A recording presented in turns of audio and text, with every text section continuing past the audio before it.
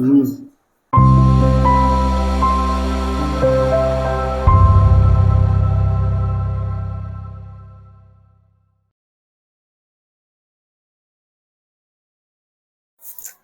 உறவுகளுக்கு வணக்கம். இன்னைக்கு நம்மளுடைய கேப்ஷன் ஃபுட் சேனலில் நம்ம பார்க்க போகிற சமையல் வந்து ஒரு ரொம்ப ரொம்ப ஆரோக்கியமான ஒரு பொரியல் தான் பார்க்க போகிறோம். இந்த பொரியல் எப்படி செய்யலாங்கிறத பார்க்கலாம் வாங்க. அதுக்கு முன்னாடி புதுசாக நம்ம சேனலை பார்க்குறேங்க, சப்ஸ்கிரைப் பண்ணுங்கள், லைக் பண்ணுங்கள், ஷேர் பண்ணுங்கள், முழுசாக பாருங்கள், தொடர்ந்து ஆதரவு கொடுங்க. வாங்க இது எப்படிங்கிறத பார்க்கலாம். என்ன சட்டியை அடுப்பில் வச்சாச்சு. அதுக்கு முன்னாடி இந்த கடலைப்பருப்பு பொரியல் செய்கிறதுக்கான பொருட்களை பார்த்துடலாம். கடலைப்பருப்பு 1/4 கிலோ, இதை நல்லா ஊற வச்சுருக்கேன்.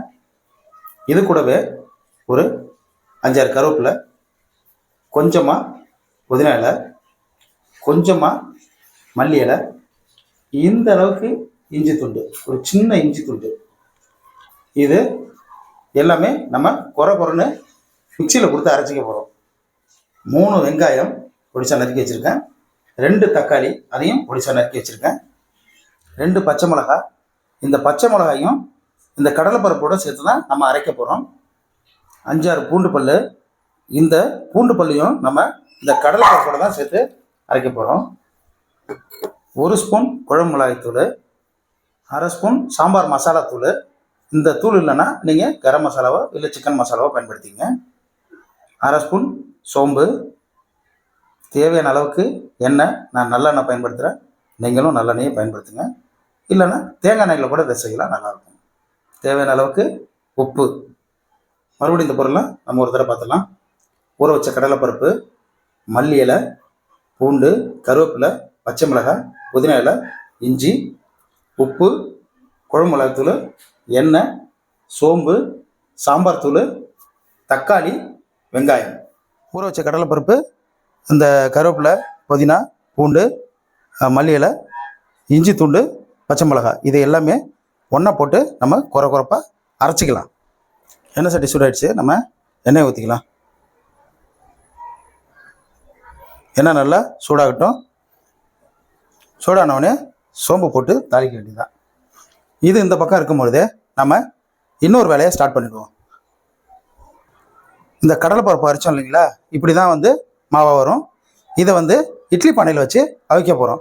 இட்லி பானையில் தண்ணி சூடாகிட்டு இருக்கு. இந்த நேரத்தில் இட்லி எடுக்க இது மாதிரி வச்சு இந்த இட்லி பானை தட்டில் கடலைப்பருப்பை அவிச்சு எடுக்க போகிறோம். நம்ம இட்லி கொத்தில் நம்ம கொஞ்சம் எண்ணெய் தடவி வச்சுருக்கோம். அப்படியே அது மேலே அப்படியே இந்த மாதிரி சும்மா என்ன பொசிஷனில் வேணாலும் அப்படியே நீங்கள் என்ன ஷேப்பில் வேணாலும் போட்டு வைங்க. கொஞ்சம் கொஞ்சமாக இந்த மாதிரி அப்படியே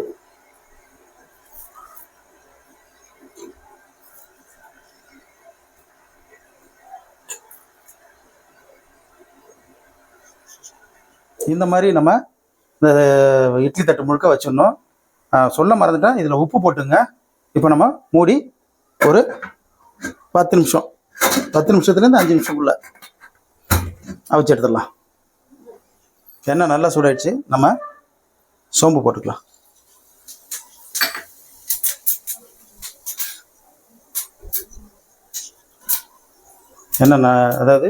எண்ணெய் நல்லா சூடான பிறகு தான் நீங்கள் போடணும். சோம்பு நல்லா பொரிஞ்சு வருது. இந்த நேரத்தில்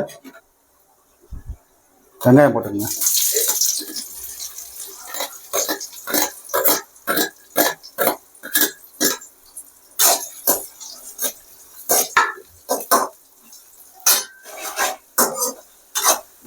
வெங்காயம் நல்லா வெந்துட்டு இருக்கு. இந்த கடலைப்பருப்பு இருக்குங்களா, இதில் வந்து புரதச்சத்து ரொம்ப ஜாஸ்தியாக இருக்குது. சுகருக்கு நல்லது, உடம்பு டயட்டில் இருக்கணுங்கிறவங்களுக்கு ரொம்ப நல்லது. இப்போ வந்து நம்ம தக்காளி போட்டுக்கலாம். அதே மாதிரி நல்ல நார் சத்துலாம் இருக்குதுல. தக்காளி நல்லா வதக்கிக்கலாம். இதய ஆரோக்கியத்துக்கு ரொம்ப நல்லது.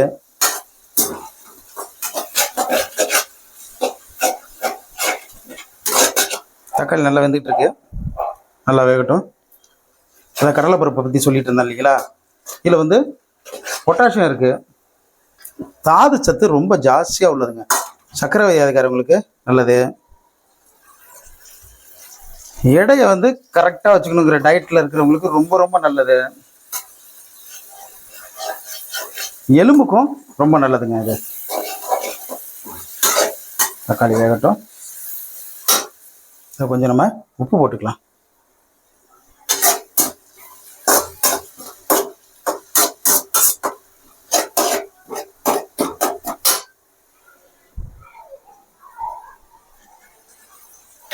வெங்காயம் தக்காளி நல்லா வதங்கிடுச்சு. இப்போ நம்ம சாம்பார் மசாலா போட்டுக்கலாம். சாம்பார் மசாலா போட்டோடனே அருமையாக ஒரு வாசனை வரும்.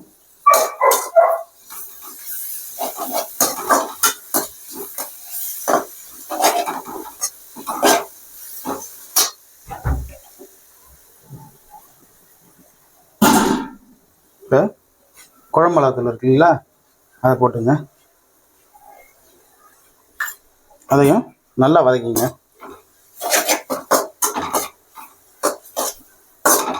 இது எல்லாமே நல்லா பச்சை வாசனை போடுற அளவுக்கு வதக்கிக்கணும். இந்த மசாலா நல்லா வெந்துட்டு இருக்கு. இந்த நேரத்தில் நம்ம இட்லி பானையில் வச்ச அந்த கடலைப்பருப்பு வெந்துட்டான்னு பார்ப்போங்க. நம்ம இந்த அளவுக்கு உடச்சி விட்டுக்க வேண்டியதான். இது நம்ம ஆனால் செய்யும் பொழுது என்னமோ வடகறி செய்கிற மெத்தட்லாம் இருக்கும், ஆனால் அது கிடையவே கிடையாது. இந்த அவிச்ச கடலைப்பருப்பு அப்படியே எல்லாமே இந்த மசாலாவோட ஒன்றா கொட்டிக்கும்.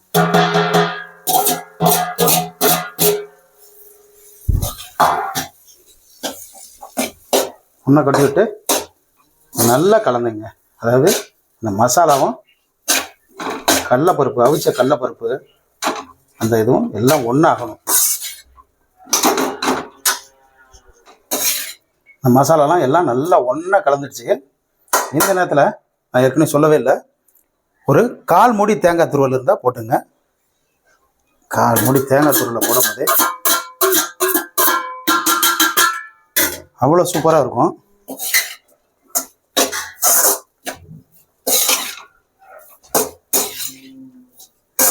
பாருங்க, இது ஒரு சாயந்தர நேரத்தில் ஒரு ஸ்நாக்ஸாகவும் நீங்கள் குழந்தைங்களுக்கு கொடுக்கலாம். அவ்வளோ ஆரோக்கியமானது. எந்த ஒரு தேவையில்லாத கெட்ட பொருளும் இதில் நம்ம சேர்க்கவே இல்லை. நல்லா ரெடி ஆகிடுச்சு. இப்போ மல்லி இலையை போட்டு அழகாக போய் நம்ம இறக்கிட வேண்டியதான். ரொம்ப ரொம்ப ஆரோக்கியமான, சுவையான, வித்தியாசமான ஒரு கடலைப்பருப்பு பொரியல் தயாராகிடுச்சு. இறக்கி நம்ம டேஸ்ட் பார்க்க வேண்டியதான். பாருங்க எப்படி இருக்க, சூப்பராக இருக்கு. பாருங்க, வாசனை அவ்வளோ சூப்பராக இருக்கு.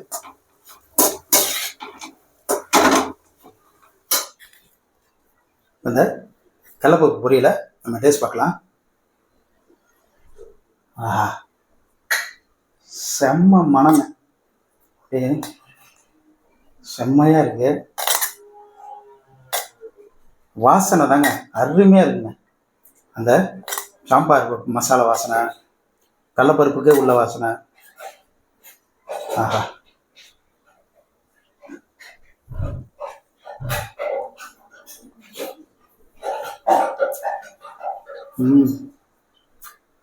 ஐயோ,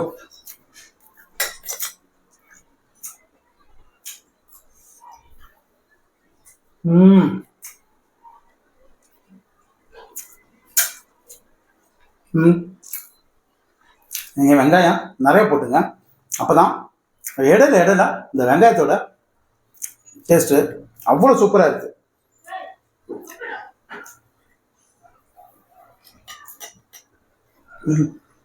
நல்லா பச்சை மிளகாயோட வாசனை, இந்த சோம்போட இடையில அந்த சோம்பு தென்படுது, பூண்டு வாசனை, அது எல்லாமே தனித்தனியாக தெரியுதுங்க.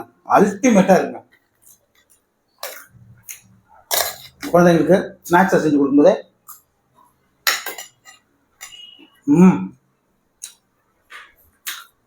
தயிர் சோறு, சாம்பார் சோறு,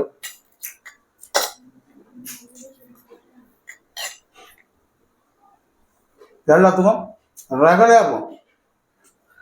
சூப்பரான கடலைப்பருப்பு பொரியல் நீங்களும் வீட்டில் ட்ரை பண்ணி பாருங்க. செம்ம டேஸ்ட்டு. சாப்பிட்ற வீடியோ, சமைக்கிற வீடியோ, நல்ல கண்டென்ட் உள்ள வீடியோ பார்க்கணும்னா நம்ம கேப்ஷன் சேனல் வந்து பாருங்கள். சப்ஸ்கிரைப் பண்ணுங்கள், லைக் பண்ணுங்கள், ஷேர் பண்ணுங்கள். ஹைப் ஆப்ஷன் கொடுங்க. தொடர்ந்து ஆதரவு கொடுங்க. முழுசாக பாருங்கள். சப்ஸ்கிரைப் பண்ணியிருக்கேன் நிறைய பேர் பார்க்குறதில்ல. தயவு செய்து தொடர்ந்து பாருங்கள், எனக்கு ஆதரவு கொடுங்க. தொடர்ந்து நான் சேனல் நடத்திருக்கேன்னா உந்து சக்தியே நீங்கள் தான். உங்களுடைய ஆதரவு தான் அடுத்தடுத்த கடத்து போகுது. நன்றி உறவுகளே.